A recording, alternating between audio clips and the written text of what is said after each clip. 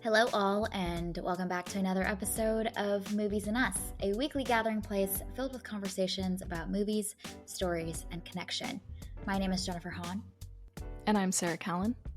And today we're going to be reviewing the film American Fiction.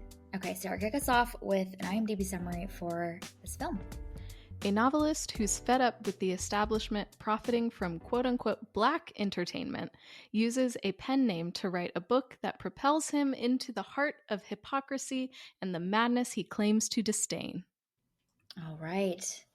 Here we are on our road to the Oscars. We're getting just such a treat the next couple of weeks and the past couple of weeks. Just some amazing, amazing films. So we're excited to talk about American Fiction today. It's got quite a number of noms in many different categories. So this will be fun to be able to discuss together. Okay, let's start off with our one-sentence summaries for American Fiction. What was yours? Never underestimate the power of storytelling. Nice. Nice. My first two words of my one sentence summary are also never underestimate. Ooh, So I was like, really? nice. One for the first time in all of Movies and Us history. Close. We're close. My one sentence summary is actually a line from the film that I just feel like was perfect. And it's never underestimate how stupid people are. It's true. It's very true. All right. Let's dive into our thoughts about American Fiction. In this first section, we will not spoil this movie, and then we will give a spoiler and then really dive into all of the details, especially the second half of the film. So, at a high level, Sarah, what were your thoughts about American Fiction? What really stood out to you? Yeah, this movie is so fun and so funny. And I think that this is one of those really good examples of humor being utilized to make a point. But then I love that this premise of him publishing this book is just one aspect of the story, and we get to see a lot of the other things also going on in his life, and we get to see moments of joy and moments of grief all kind of woven together to help us kind of get a real sense of who this person is as he's just navigating throughout his life. There's a lot of really like harsh truths that are told in this, but it's told through humor, which makes it all the more fun to watch. The score in this is fantastic, and I immediately went home and listened to the soundtrack on repeat for quite a few hours afterwards. So that has been just a delight. So I think all around, thoroughly enjoyed this movie. Can't recommend seeing it enough. It works on so many levels and is just very well done. And I'm so pleased that the Academy has recognized just how good this movie is. Yeah, this movie really worked for me too. It's this perfect blend of satire, social commentary. It's the thing I was most surprised about is that it is this oddly, surprisingly tender family drama too. I did not see that coming. I thought this was going to be just, like punchy and spicy and it's all of those things, but this movie is so sweet and warm in certain moments, and the score does a lot of the great like tonal setting in shifting tones between the scenes that are punchy and spicy versus the ones that are a lot more warm and tender, and that the score is just doing so much to help those scenes. But it also helps make some of those like really big, meaty, emotional moments in this film like more balanced, and it doesn't lean so heavily into melodrama. And there's a level of like levity in this film that I think works really, really well. This collection of characters, I think, play off of each other and are such great balances together in what they bring to the table and kind of their personalities and their quirks.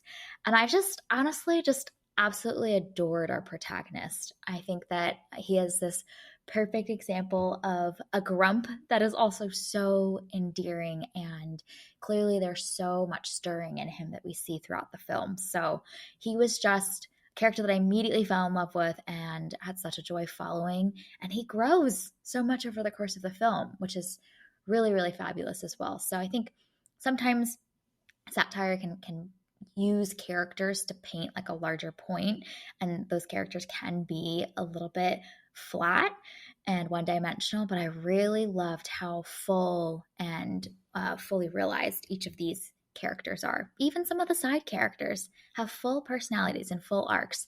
So that was a surprising aspect of this film to me that I think works oddly really, really well.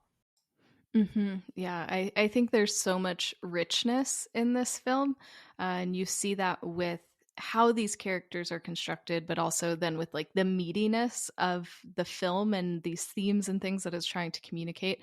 This isn't just a satire that's trying to just like make a point and be in your face about it, but there's a lot of layers to it too. And I think the cast gives great performances. It's wonderful to see Jeffrey Wright in a lead role, and then it's great to see him get that Oscar nom. And then Sterling K. Brown is the same way, that they both give such heartfelt performances. And I'm so happy that they're getting so much attention and getting so much praise for what they did in this film, because it's so good, and they play off of each other so well, and the characters are constructed so well to balance one another, to challenge one another, and then to help each other grow in the process too.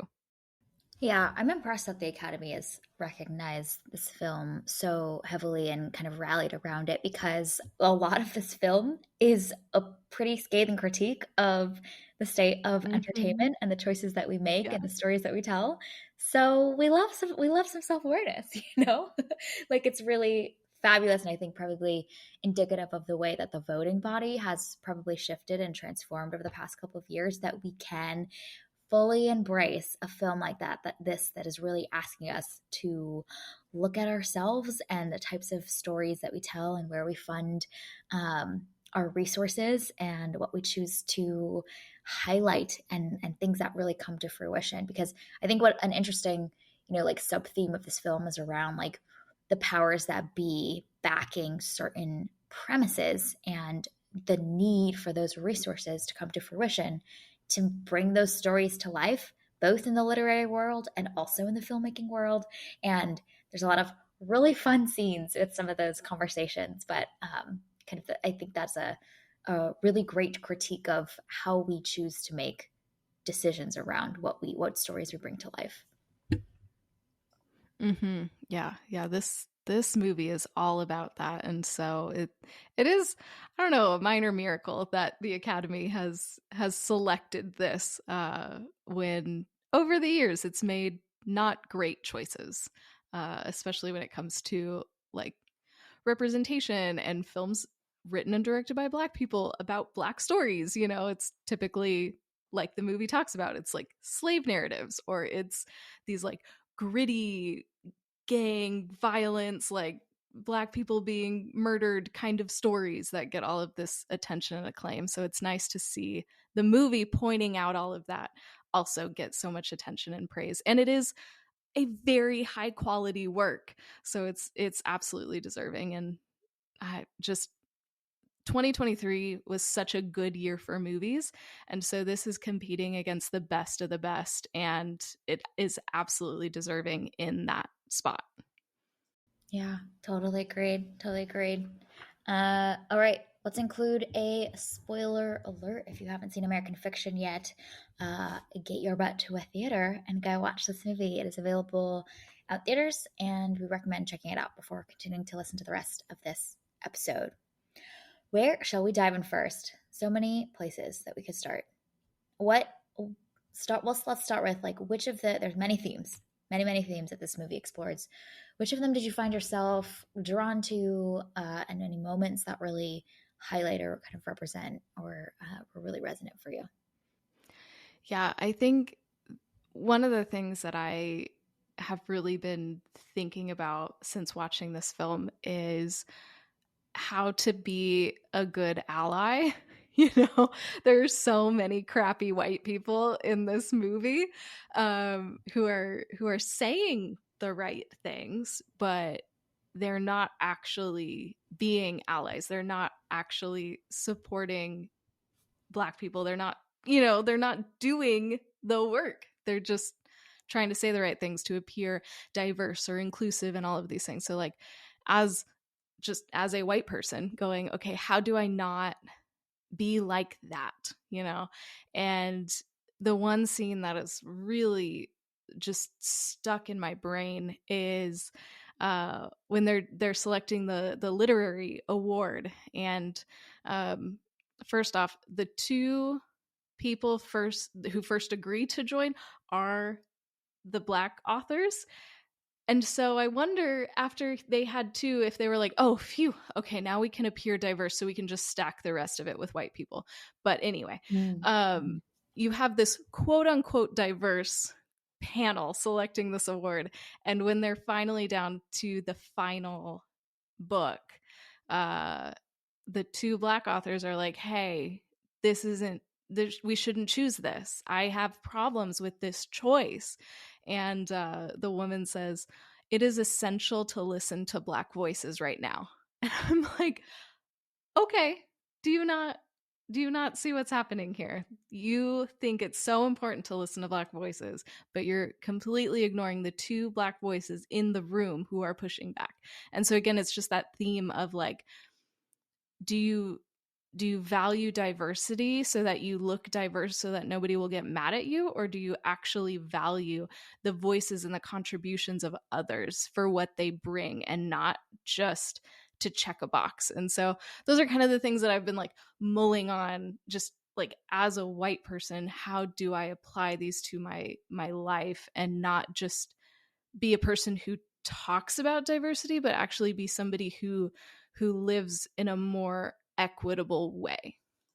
Yeah, that's so good. That's so good. And the other little detail in that scene, when they're discussing which book should be that number one spot that they're going to give the award to, is that I think it's one of the guys that says like, "Well, like it's 3-2, so you're outnumbered anyway, so we're going with it," Mm-hmm. and just the even that even in this quote unquote diverse panel, which I mean, it really isn't. There's so many other people groups that are not represented on that panel at all. But even that, there's kind of inherently built in a power dynamic that exists there. That there wasn't that dialogue and openness of conversation to talk about like, hey, well, like let's talk about why this didn't work for you.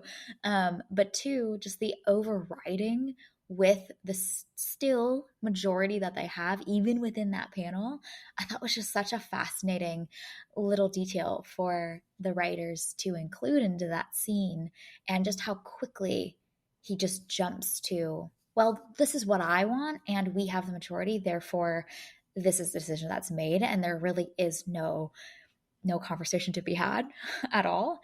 And I thought that was just like an interesting little moment of like this appearance of diversity, and yet the system is still set up to favor the majority or the people that are in the position of power.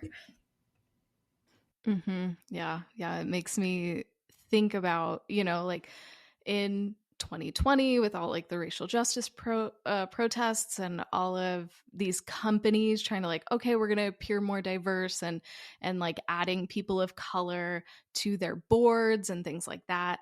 And I don't know, that scene especially was just like, I wonder if sometimes that is how that goes, where it's just like, I mean, it's probably more often than not, but where it's like, nope, we have the majority. We just want you here so that we appear diverse without actually honoring what you have to say. And so it was just such a smart way to get us into this world that like me as a white person, I don't know what that's like. And so I thought that this film was so smart in so many ways of getting giving us like a glimpse behind the curtain of like, hey, let's look a little bit deeper, let's show you these things. And then it's it's through humor that these truths are being communicated too. So like that whole scene when they're discussing all of this stuff, it's so ridiculous that it's easy to laugh at some of the lines, but then a half second later you're like, oh wait, and it kind of hits you like what's actually going on. So I love that this movie is filled with moments like that where you're laughing and then it hits you what's actually going on, and it leaves you, at least it left me, with with a lot to think about and consider. Yeah, no, that's so true. And I love that this movie is such a movie of details and you can like play up this like comedic bit and like build up the momentum for kind of the moment, but like what I loved about so many of these scenes is that like every detail, every line is hilarious in and of itself and is also representative of some truth that is grounded in reality. Like all of that I thought was so well done so that this feels really rich and well constructed versus feeling kind of one dimensional. Like a lot of the scenes with especially the white women in this film I thought were particularly fascinating because like everything that's coming out of their mouth is hilarious and you're laughing your whole way through, but also like Hmm. every nuance in what they're saying is indicative of some truth that is grounded in reality.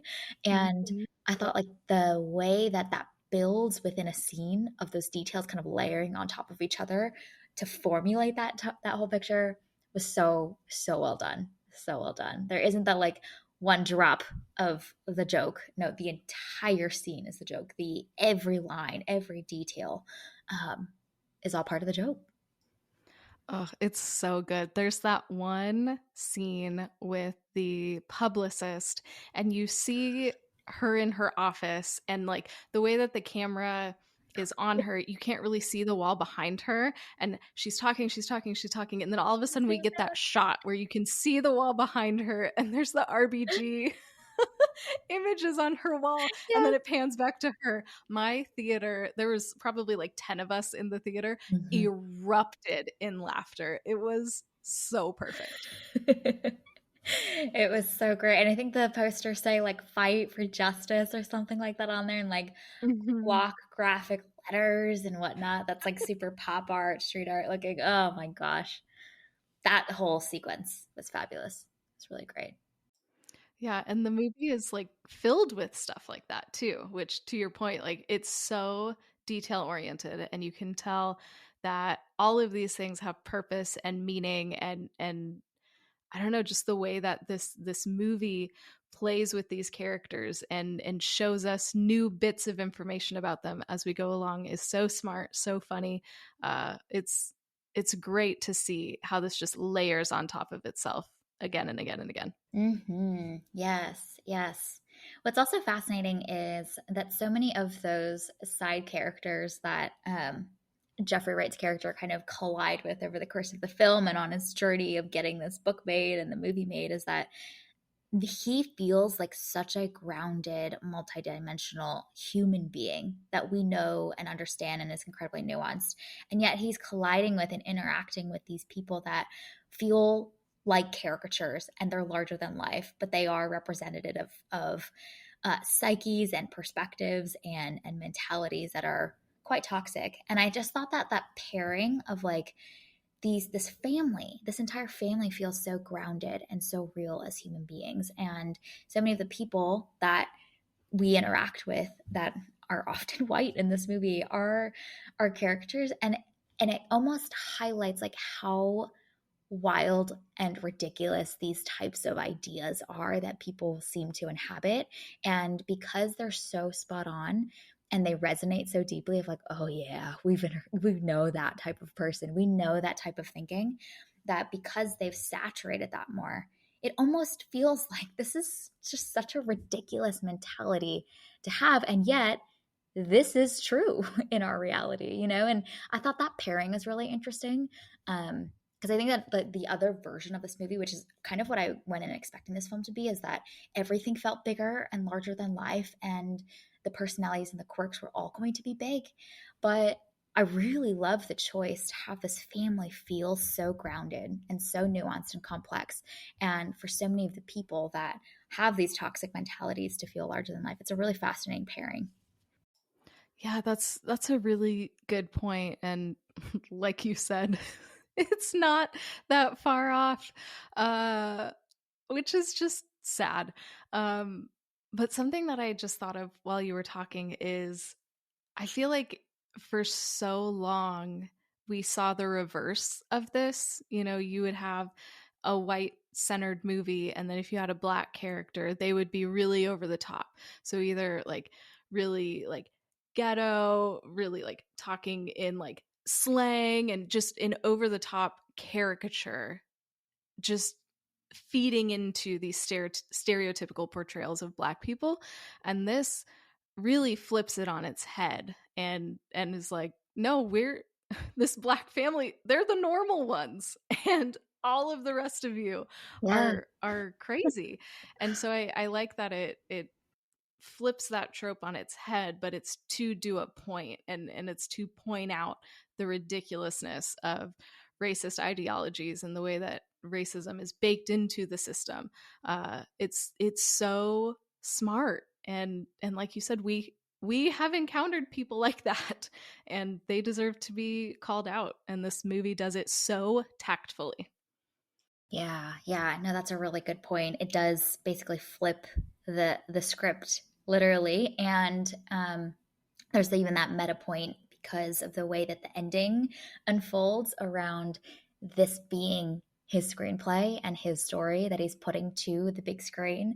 I'm curious your thoughts on that, like meta layered ending uh, sequence that unfolds where we kind of zoom out and realize like, oh, this whole movie is part of the movie that he's making about the story, and there's kind of like the Russian doll effect. Did that work for you? Yeah, yeah. I liked it. What what really stuck out to me is that this white producer knows what's going on too. And yet he still plays into the stereotypes, so like this whole premise of pointing out the stereotypical black experience, the black movie, and wanting to do something different, and the white producer understands what's going on and still is like, nope, we're going to fit you into this box still. And so I like that that producer didn't learn the lesson. I think if he had, then it would have I don't know, felt, I don't know, wrong for him to actually learn the lesson again. That's part of the reason why I think it's so shocking that the Academy has awarded this as much as it, or nominated this as much as it has. But yeah, it really worked for me, and I enjoyed uh, just seeing how the film chooses to handle each of those, and how it shifts and changes to fit those genres. I think artistically that was really fun to watch, and then I think it does reinforce the point that white people in power still haven't learned the lesson. So even though progress has been made and white people in power might be a little bit more aware of what's going on, they still haven't learned the lesson, and we still have a long way to go. And I feel like you see throughout so many of the bits throughout this movie how much we talk about this a lot in the pod, but how much there's this constant scrutinizing of art and storytelling through the lens of commerce. Like every conversation that they have with the publishing company, the publicist, with that director, they're always thinking about positioning and marketability. And there's even that really fascinating conversation between Monk and Centaura, which I actually think is what really is the cherry on top for an already amazing film, but like really pushes this movie to be stellar.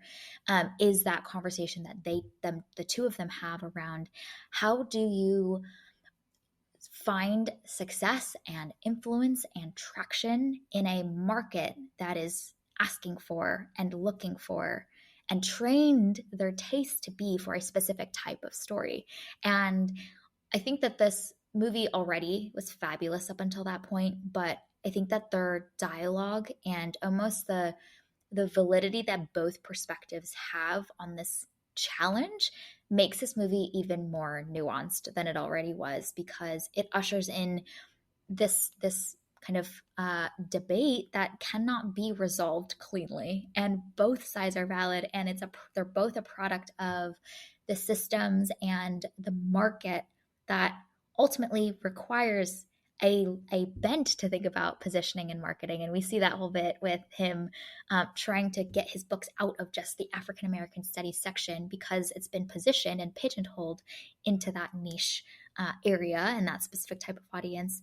And Centaura has found like a wider base, mass appeal, and have been able to achieve commercial success. But there's this trade-off that we've seen the tension throughout, and I think it really comes to head in their dialogue. And I think that is such a fascinating part of what this movie is also looking to communicate, is that it's not as easy to just say make tell the stories that are authentic and complex and nuanced and representative of your people. It's like, man, there's this other, when the rules of the game are set differently, how do you reform that and survive in that type of environment? It's there is no easy answer, and I really appreciate that aspect of this movie. Hmm.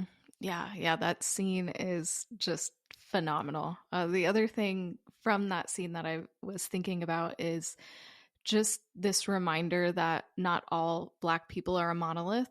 I feel like it can be so easy to pigeonhole people, and to think that all blank people think the same, fill in it with whatever you want, when each person has agency and thinks differently, and their choices are being informed by different things, and they might choose something different than you might expect. And so I think to see these two Black authors having this rich conversation, to which there is no clear winner and there is no clear right or wrong, was really valuable, I think, especially in this larger conversation about white gatekeeping and the types of stories that are being told, only having like one bent, and it might lead people to think one way about one group of people when actually there's a vast tapestry and there's a lot of nuance and differences between people, even if they share the same race. And so I think that was a really valuable addition to this larger conversation this movie is pointing to. And I love their ability to like dialogue and discourse around that and challenge each other in a way that can feel heated, and both are passionate, but there was like this base level respect that they have for what they're trying to both accomplish together. Like they have and see the same goals and vision. How they might choose to achieve that and further that mission might be different, but there is like a healthy challenging of like, hey, have what is your stance on this, because this is what I've observed and this is what I'm passionate about. Like, how do you see how your work is similar or different from X, Y, and Z that you also seem to voice concerns around?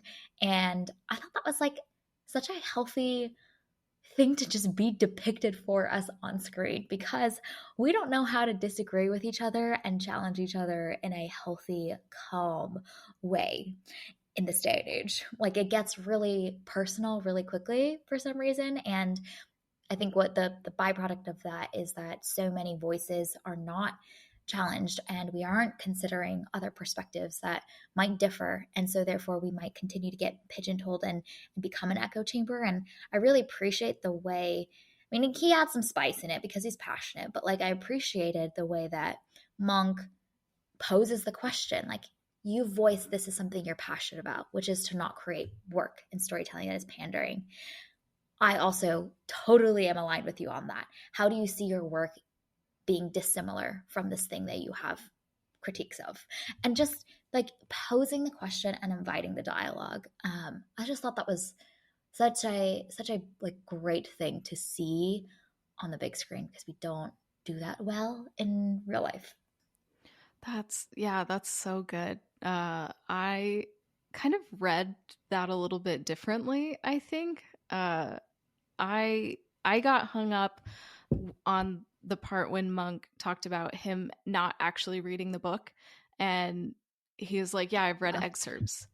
And so Yeah. I I was almost like I was with you, but now I'm like, "Oh, okay, so you're actually doing the thing to this Mhm. author that other people have done to you, I see. Okay. So it was one of those like, oh, Monk, you have a big blind spot here, buddy. Do you not realize what you're perpetuating here in this conversation? I do believe that he wanted answers and he wanted to engage in the dialogue, but I was like, oh, there's you're missing something here. Can we pause and talk about it? Yeah, no, that's so true. And I think there's another thing that he mentions that is also something that she defends and articulates quite well, which is he kind of comes at her with the critique of like, you grew up from this middle class background, so how is this authentic for you to be telling the stories of these people groups that are living in poverty? And I think she comes back with like, I care deeply about telling the stories of those that are voiceless, and just because I didn't grow up in that background doesn't mean that I am like invalidated from being able to share their stories. I've done the research, spent the time in the interviews, like, which I think is something that we also often will come up in conversations here on the pod, which is like, who gets to tell what stories? And I think that there's sometimes this critique of like, well, you're not from that background, why are you telling this story? And it's like, well, there's validity in both arguments. However, I think it's a lot more nuanced than just like only these people get to tell this type of story, and to even gatekeep the storytelling from that perspective as well. You know, within a people group, like who gets to tell our story is also like a fascinating question as well.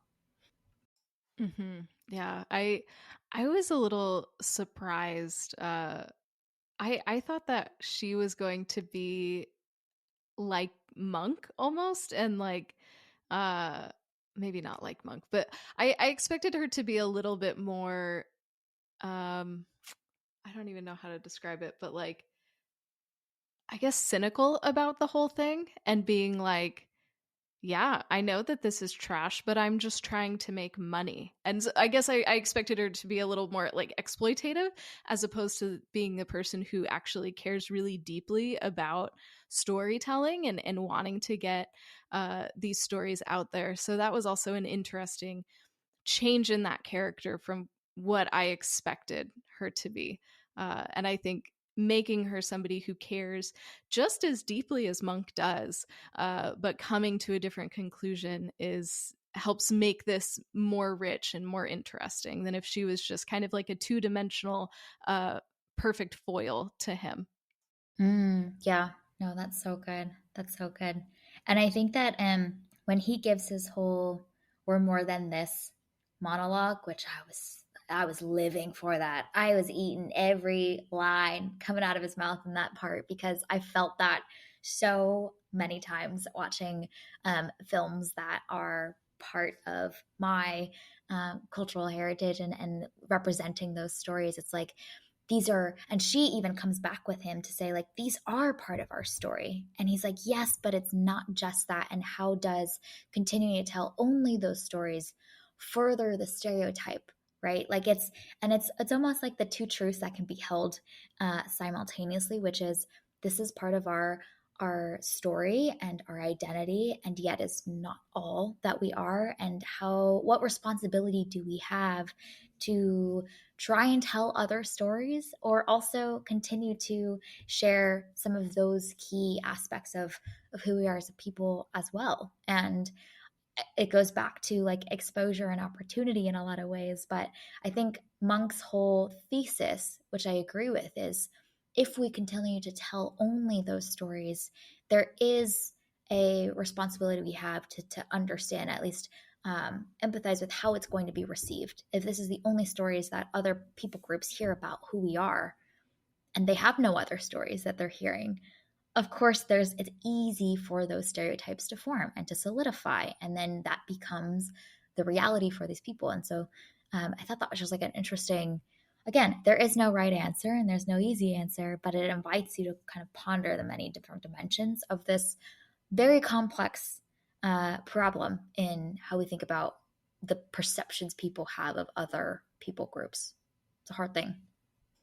And that's one of the things that I loved so much about this film is that it's this reminder of the importance of storytelling. You know, the stories that we tell whether it's books or movies or TV, they are important. It's not just entertainment, but it helps shape how we see the world and how we see other people in it. And reading and watching movies about these diverse stories helps to create empathy and understanding, and they're actually important. They're not frivolous.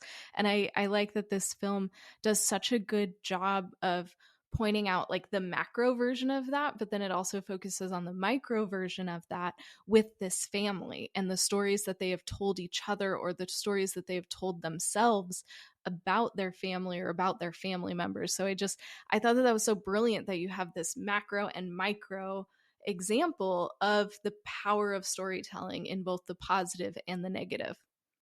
That's a really interesting thought that I hadn't really let my mind wander to, around the way that this family has narratives. Each of the siblings, each of the family members have narratives of who they are and who each other are, that have been furthered or confirmed or uprooted by other family members. And I feel like with a lot of the characters in this family, you see them throughout the film uproot certain narratives about themselves that they've always believed to be true, that they're starting to like redefine or re-understand all over again. Like I feel like you see Monk begin to understand his mother and the relationship that his mother and his father had with each other more deeply.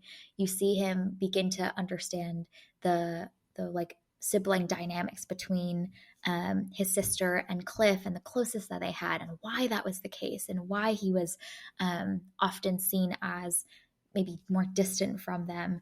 That's a fascinating thought. Tell me more about where your brain wandered to related to that. Yeah, I think for me, a lot of it centered on Monk's dad. Um, and, Monk was his favorite, and Monk, I guess, saw himself in his dad and had kind of told himself this story of who his dad is. And so then talking with Lisa, talking with Cliff, he realizes that that story maybe isn't accurate. And there are other sides to his dad that look different. And then I think another thing that you see about Monk throughout is this push and pull of him experiencing anger, and the ways that he processes that, and the ways that he sometimes lashes out. And then it's revealed that his dad also had an anger problem. And so seeing the way that Monk has maybe modeled his life, whether intentionally or unintentionally, after his dad, and then having some of those mental models and that story kind of start to crumble as he learns new information, and then he's forced to examine how he has built his own life. So I thought that that journey was really interesting. I think if I were to watch this movie again and like focus on that a little bit more, I'm sure that there's like more richness and layers there that I missed the first time. Oh, that's so good. That's so good. And I feel like each character is achieving a level of like transformation in embracing and bringing to the surface like their full self. I feel like we got like the beginnings of that with Monk's sister, and just kind of her story and her truths coming to full fruition before her death, and even after death, kind of the catharsis that she experiences with what she wrote to her family. And then I feel like you really see that with Cliff, just fully finally having the freedom to express himself in all of the ways that he might have not felt safe to beforehand.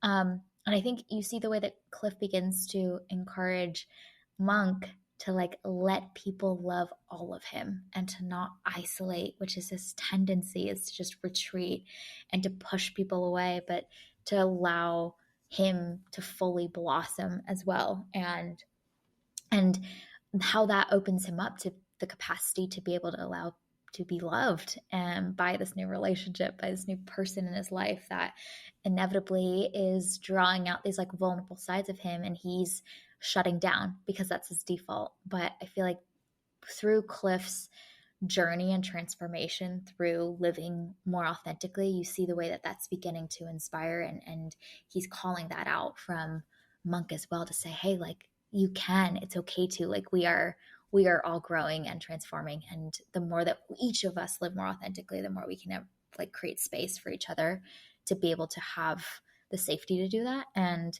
I thought it was just fascinating to see all of their storylines and their journeys like intertwined together. Even Lorraine, man, like Lorraine also Oh, achieves a level of yes.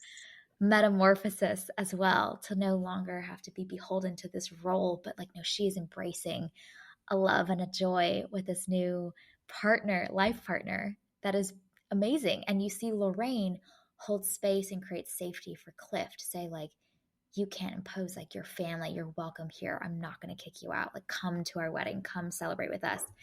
And so, like, they're all like colliding with each other, and their growth is kind of impacting each other's along their journeys. Hmm.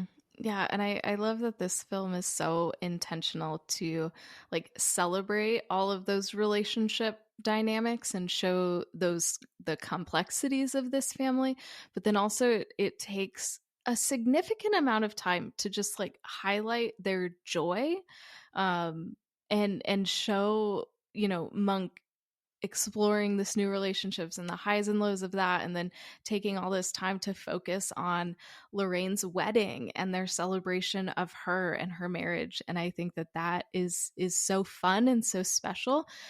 And I think it's also just a reminder of the complexities of life, because Lisa suddenly dies. Also, like, they kill her off like 20 minutes in. I've just fallen in love with her. She is just this bright light in this movie. And then they kill her off, and I was so upset. But so, like, they go through this traumatic experience.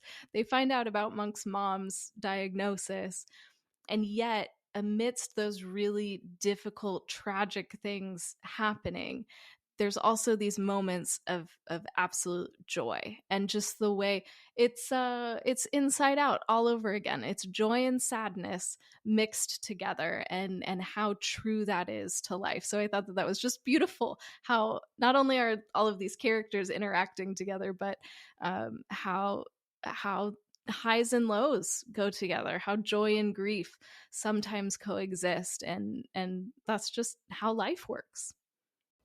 Yeah, which then, if you zoom out at a meta level, like, this film itself is accomplishing exactly what Monk was hoping for, which is like, hey, we are more than this stereotype. We are multidimensional, multifaceted. And I feel like you see that in all of the characters in this family. Like, they're all so different from each other. They live such different lives. And together they form this like beautiful tapestry of all kinds of quirks and personalities and ways of living and journeys that they're on. So at a meta level, the film is accomplishing what the characters in the film are hoping to accomplish, which is just like an interesting, like, circular logic thing. But it works. It totally works. Yeah. And I think that's one of the beauties of this film is that everything really does work together. And I don't know, it might seem like we have a lot going on here because we have like the satire and then we have the family drama and everything, but they're both working together and they're both making the same points and they're both reinforcing each other. And I'm really impressed by how this was all structured so intentionally to make this one cohesive whole, with so much going on. Yeah, yeah. It's so good. It's so good. I'm impressed how much this movie can accomplish in like an hour and 50 minutes. Covers a lot of ground. And it feels so brimming to the surface, just like so full, but also incredibly efficient in its storytelling. Yeah, yeah. And again, testament to the acting, to like just all around quality to get us invested, involved, and rooting for these characters the whole time. Man, we all just we need a Lorraine in our lives. I mean, she's just the best. Every time she was on screen, I was like, how can I love you more? There's so much like warmth and tenderness. And that scene with Cliff just, such a sucker punch. Just melts my little heart so much. Mm-hmm. Yeah, she was so Hero. sweet, and oh my gosh, what a gem of a character. Mm-hmm. She was precious. Mm-hmm. Yep. Yep. Other things we want to talk about with this film? Things that stood out to you? Yeah, I also want to give a shout out to Coraline, played by Erica Yeah. Alexander, who is fantastic. And I mean, I loved so much about this character, but one of my favorite things about her is that she doesn't put up with Monk's crap. And once he starts like pushing her out, and once he goes too far, she's done with him, and she's like, you need to leave. And so I just love how she is so intentional to set those boundaries. She's still warm and welcoming and all of that, but she knows when to say no, and she knows when somebody has crossed a line, and she is willing to uphold those boundaries. And even at the end of the movie, Monk talks about he doesn't know what's going to happen between them. And I loved that. I love that when he came running back to her, she didn't open her arms wide. Like, she is old enough to know what she wants and isn't willing to settle for anything less. And I love that we got to see that character in this little like side romance happening in this movie. I'm so pleased that we see our little bubbles and no message comes. Just so good. That's so little, Yes. that tiny detail to be like, she saw it and she needs time. Like, I think it would have been such a disservice to that storyline. And, like this writers for this film are smart enough to know that like this is not that kind of movie. And in fact, that whole like ending meta sequence on like how are we going to end the movie version of American Fiction in said movie, where they have the like, and there's a reunion and he apologizes and zoom out, and it's like, no, that's not this movie. Mm-hmm. It's be too sweet, too saccharine, and we're not going to do it. And I appreciate that for this character, for him to know that it's, if you um exhibit those behaviors, like it is not okay, and it's not so quickly and easily just like up and we're going to mend and reconcile that quickly. There are very real consequences for when you lash out, and there's no place for that. There's no space for that. So yeah, she's a badass for holding her boundaries and holding them firm. Mm-hmm. Yeah. And I think anytime we review like a romantic comedy, I get on my soapbox of how those movies can often paint unhealthy examples. And like we talked about, storytelling is important, and it helps shape our expectations and what we're looking for and what we see as normal. And I think that movies play a big role in that as well. And so, again, I just love this example of a woman in a relationship in a movie drawing those boundaries and sticking with them and doing what's best for her, because of course we get that in other movies, but I feel like that's definitely not the norm. We're used to the guy running through the airport and then she drops everything to be with him, and that is not practical. So I like that this movie is much more grounded with that. Mhm. Yeah. That moment also works because it feels like a triumph and a moment of growth for Monk as well. Like regardless Hmm. of her response, Yeah.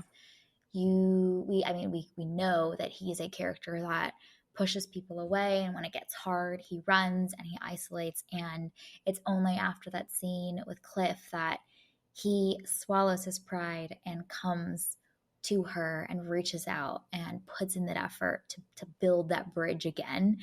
And so like, even if she doesn't respond, like there is that feeling of like, ah, our character has grown and he is changing for the better, and this is a good thing regardless of the outcome. I thought that was really, really great as well, because I feel like, again, in all of the other romance movies, it's like so easy for the guy to just come back and be like, I'm sorry, and have this long, like, profession of their love for the girl. And you can feel that that wasn't easy for Monk to do, but he chose to do it anyway.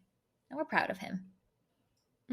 Absolutely. Way to go. Like he does go through a lot of character growth in this, but I love that it's subtle, because he is so reserved and so I don't know, like standoffish for lack of a better It's term. just a grump. It's Um so great. yeah, It's really I love endearing. it. I do a lovable grump is the best.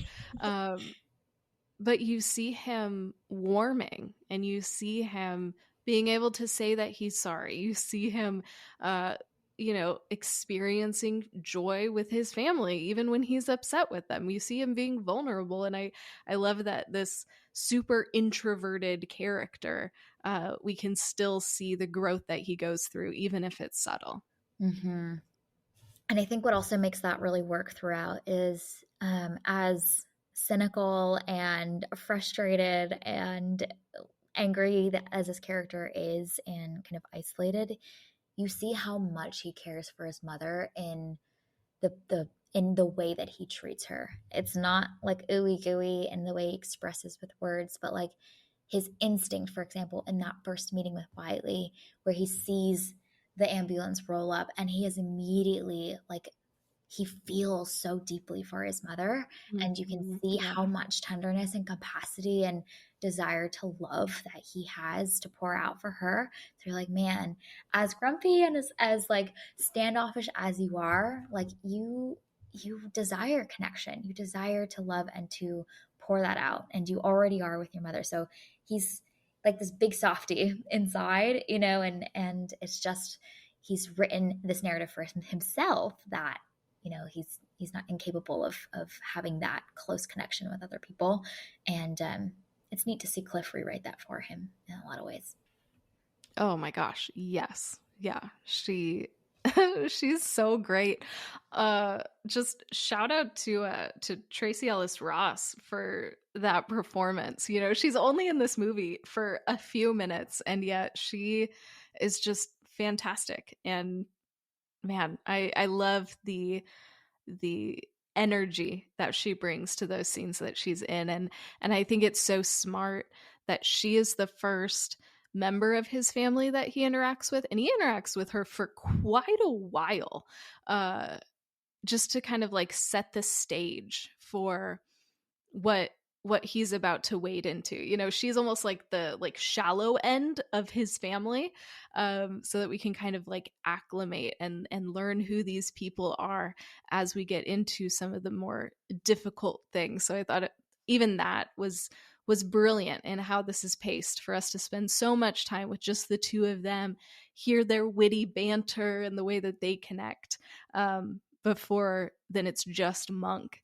to deal with the rest of his family. So smart. Yeah, so good. So good.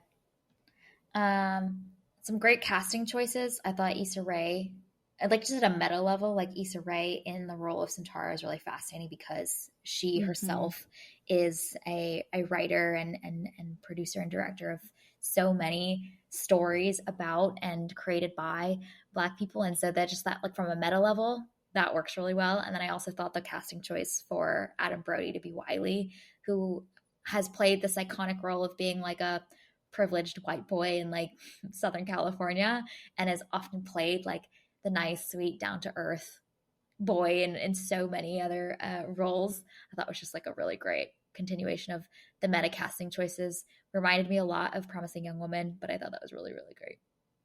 So those two stuck out to me. Mm-hmm. Absolutely. Also, like Issa Rae can do anything. Yeah. And she's great in everything. And I love how she is using her time, how she is using her money, her influence, and it's so cool to see what she is attaching her name to as well. Mm. She chooses great projects to be a part of, so she's one that I'm always keen to learn like what she's up to and what she's going to be in next or what she's producing or writing next because uh, I don't know, she's just great at what she does. So I'm glad Mhm. that she got so much screen time in this. And like we already talked about, she adds a lot to this, especially in that conversation with Monk. So good. All right. Any other last thoughts before we wrap up? Yeah, I have two silly things. Okay. I'm ready. Um, Gosh, they're both very on brand for me. So, number one, Jen, there are two whole pinky rings in this movie. Both worn by the same person, though. What? Okay, it's got to be one of Yes. these like toxic white people. It's got to be. It, It's got to be. Um. it is actually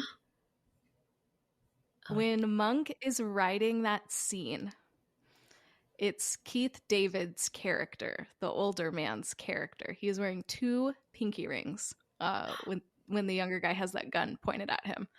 Uh, wow. which I think is super interesting Yep. because I think my pinky ring theory is in movies typically they're usually like action movies or like mob movies, things like that, where it's almost this like over the top show of Yep. like wealth and power. It's And fashion so for fashion's sake. We must. yeah, We must do yeah, all of the flair, all the bells and yeah. whistles. So I thought that it was super interesting that like as he's imagining this like tough, gritty, like I guess like gang kind of situation, that one of the characters would have not one but two pinky rings to Mm, presumably show that he is high up in power or has wealth, you tough. know. So I thought that that was an interesting thing to add in here. And not one, but two. One on Hmm. each hand. Wow. One on each Wow, wow. hand. Yep. Fascinating. That's an interesting data point. Right. We'll have to figure out, yes, for forming either it can help narrow our thesis or, Hmm. um, yeah, offer certain conditional Hmm. circumstances for which the thesis is valid. Very good. Yeah. Hmm. Yeah. I thought so. All right, what's your other thing? My other thing is that there was a defect in the screen, but it was like the part of the screen where the movie wasn't being shown. Does that make sense? Like the The screen is black. wider than the aspect ratio of the movie. And so it was in like the very tippity top of the right hand corner. There was just a little green dot the entire Oh time. no. Oh I was my. like, oh my God, how am I going to be able to focus on this movie when I have this green dot just blaring at me for 2 hours? So Thank God that it was was fun. not in frame. You know, this I'm very grateful. of all the Yes. defects, this is slightly better. Wasn't there one that was like right smack in the middle and it was like always on people's Oh faces? Which movie was my that? gosh. Napoleon? There's been multiple of those. Yeah, it was I another think one. Phantom Thread was in the middle. Phantom Um, Thread, the there's been holdovers. there's been multiple One. where it's just been in the middle, or it's been like if you divide the screen into thirds, it's been right on like the 1/3 or 2/3 line. It's very, You mean it's where they very often bothersome when that place like happens. the topic of interest in the Hello. frame Yes. on one of Yeah. those two like intersecting 2/3, 1/3 lines? Like good It's compositional theory. it's Uh, like the defect knows, yeah. the rule of thirds and chooses to be right on that line just to frustrate me. It's Uh-huh. great. I love it. Yeah. I mean, if you're gonna be a defect, you want to be a nuisance, you know? You want Absolutely. best bang for your buck. Yes. Yeah, yeah, yeah. So we had that to deal with, but still great experience, Good, great movie. good, good, good. Thank God. Thank God. This defect knew to like retreat slightly for the greatness that was to unfold on screen. I kept getting distracted by it though. Like I would see it out of the corner of my eye and then be like, Sarah, stop it. Focus on the movie. Because like once you see something, you can't unsee it. Yeah, yeah, absolutely. Well, I thought it was going to be a continuity error. I thought that's where you were going Mm. because that is also on brand for you. So, our three main I pillars of the Sarah yeah. Koenig brand. And you've hit 2 out of the 3. This is very good. I thought that I saw a continuity error, but I didn't have enough evidence to bring it up. So I would need a second watch Mm, to confirm if there was or was not a continuity error. But I don't have the evidence, so as of right now, no continuity error. yeah, yeah. We're not going to stake any bold claims on this, but Nope. some hypothesized Mhm. possibilities. Yep. Yeah. Not until I have evidence. I make sure if I'm making a bold claim, like I spotted a continuity error, I have my receipts. Mm-hmm. So, This is what the streaming platforms are for us to hello. turn back 15 seconds, and if we need to, another 15 seconds. There's Honestly, a it is whole one lot of my just for favorite moments like features. this, you know? Yes. All right, well, this is our review and discussion of American Fiction. You can find it available out in theaters, and we hope that there are no green dots on your screens. Thank you for listening to this week's episode of Movies and Us. Our name sums it up. We're all about movies and the powerful ways we can connect with each other and the world around us. This podcast is about all of us and our shared stories, so everyone is welcome here, and we're so glad you spent time with us today. You can subscribe to this podcast on Spotify, Apple Podcasts, Google Podcasts, or wherever you tune into your favorite shows. Drop us a rating and review, letting us know your thoughts about American Fiction. You can connect with us on Instagram and Twitter at moviesandUsPod, or you can email us at moviesandUsPod@gmail.com. We will be back next week to discuss the film Nyad. We hope you have an amazing week, and we'll see you next week.